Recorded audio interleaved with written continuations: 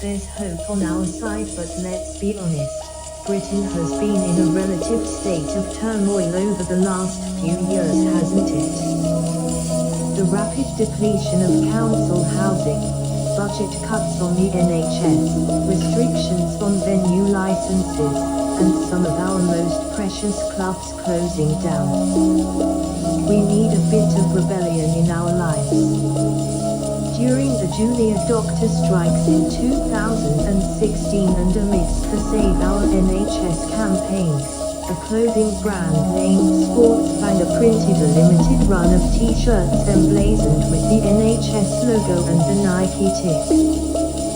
Simple but effective, it fast became an essential wear for those showing their support and even made an appearance on the BBC4 documentary The NHS, A People's History. Behind the idea was Johnny Banger. Dig a little deeper and you'll find a brand that's a gold mine for bootleg sportswear tees, acid house throwbacks, and political one-liners. It's arguably one of the most sought-after clothing lines right now, and it all started out from an obsession with the rave. My brother bought me a Mind Warp tape back when I was 10, says Johnny. We're sat in his store in South Tottenham, the part of London he's called home since the age of 21. It was for my birthday. Slipknot, Psy, LSD, Dougal, Ratty. I had the tape packs, and my room all covered in flyers. I didn't know LSD was a drug. All the smiley faces, and all the pianos. I had no fucking idea. I was rushing, but on sweets. When I walked into the shop, the 92 Network Records classic It's My Pleasure by my friend's son was playing, followed by a playlist of I Beat the Records from the 90s, a label that Johnny tells me started out in Tottenham. He grew up in Colchester, Essex, and although at the time he was too young to go, it was not far from the myriad of illegal raves and free parties happening off the infamous M25 orbital route. As a young devout to UK hardcore, it's no surprise that Johnny hustled his way straight into music at the earliest opportunity, and his CV, not that he'll ever need one being his own boss, is impressive. I did work experience in a record shop when I was 15. I had decks, and I DJ'd and that. I got to the semi-finals of DMC Battle for Supremacy at the Scala when I was 16. It was all battling, about 1 minute against someone else, Johnny says. While we talk he's chain smoking. Perhaps at this point he's a little shy, but it's humbling. Anyone who's played a hand at DJing will know that scratching and beat juggling is a skill that doesn't come overnight. It takes a hell of a long time to master.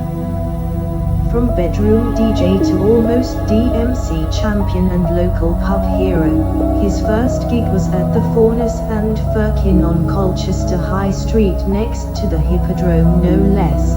He also moonlighted as a club promoter. During a stint in Brighton he launched the label Beer and Rap, putting out EPs from UK hip-hop heavyweights like Stig of the Dump and Mistro. All the while DJing for prolific night beatdown and throwing his own label parties across the seaside city. It wasn't until the age of 21 that he hit London to learn the ropes at boombox music distribution and suspect packages, climbed the rungs at Kung Fu running flyer packs and eventually landed a job working at Vibe Bar on Brick Lane. Norris the Boss Windross was my boss. It was a mad time there. We used to do Sundays and were on the front line of the house shuffling explosion being opposite Fuse at 93 feet east. Steadily building his London foundations, he'd become a bit of a name on the scene, especially through his presence on pirate radio. I met DJ Close One whilst paying £20 subs down a back alley in Camden about 10 years ago on HFM. Through him I met Jan ATG, and it was through Jan I met Loafer and the Swamp 81 gang. Off the back of that, Jan and Loafer set up School Records, which was Pale Man, Dusky, Close One, Mushy and Harriman. I always had a gob on me and ended up as the McMahon for School Records on Rinse FM show, then also Swamp 81, sharing the mic with Chunky and SGT Pokes. I can't rap, don't rap, Johnny admits. I just say what your mate might say to you in your ear in the rave. But on stage, with a mic. A rave enthusiast, DJ/MC, and part-time party promoter with a foot in the door to the music industry. So how did the t-shirts become about? Well, it all started with Free to Lisa, a design he knocked up shortly after the end-up singer was arrested. It was my birthday, so I made myself a birthday t-shirt. I thought it was jokes. But the more invested in it you become, the more you realize what a fuckery it all was. A working class girl, dragged through the mud. I was wearing that and people were going mad. Everyone stopped me for a photo. Or they'd walk past and they'd whisper something to their mate. When the likes of Scream and Rizzle Kicks were seen sporting the attire, the whole thing exploded on social media, and he swiftly knocked up a website to manage the hype. Then I just started banging out t-shirts in it, he continues nonchalantly. It's this straight up no bullshit approach to business that seems to work well for him. You only need to take a glance at the @BangerJohnny Twitter to get an idea of his to the point, no nonsense talk. I've pretty much told my life through t-shirts. I know the meaning behind every one of them. I've never really spoken about them because you can just interpret them how you want, but I know what they mean. You know, when you put t-shirts out there, they do get taken out of context. But it's the same with music. You don't have control over who owns that music and where it sits in their CD collection, he admits. Although I bootleg, I've been fortunate to do a lot of official t-shirts with Zombie, Z-Bias, Phase Me Up, Big Apple Records and Optimo. This summer he unveiled a collaboration with Slazenger that has seen the masses flocking to Sports Direct in a frenzy to get their hands on the latest garms. A lot of people are listening now. I was working on it for time. It comes to the day it's going to drop and you just don't know if anyone's listening, or if they are bothered. When it did, it was like 10 times more than what I could have hoped. It went mad. The range still carries the banger aesthetic. Think acid house smiley faces on tennis rackets, and tracksuits laced with piano keys. In the shop it sits comfortably on a rail of its own not far from his Dance Maniacs, Hackney Hardcore, and Top Buzz Nostalgic collection. They say imitation is the sincerest form of flattery, but blatant rips from high-end fashion and sportswear brands have started cropping up all too coincidentally. Well, now they're all doing 30 years of acid house. Gucci, Reebok, and Adidas are doing their 90s acid collection.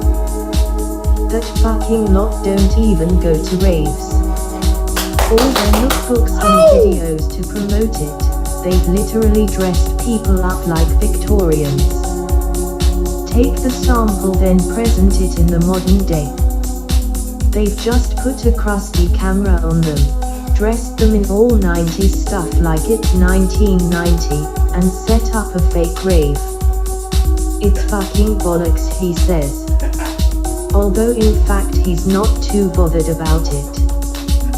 The attention on him right now can only be a positive as he readies the launch of his latest venture, new record label HERAS. I just wanted to put out music, so all of this has enabled me to be in a place where I can. It means nothing without the sounds. The concept is just like original HERAS fencing might suggest, as Johnny puts it, hard, obnoxious and industrial.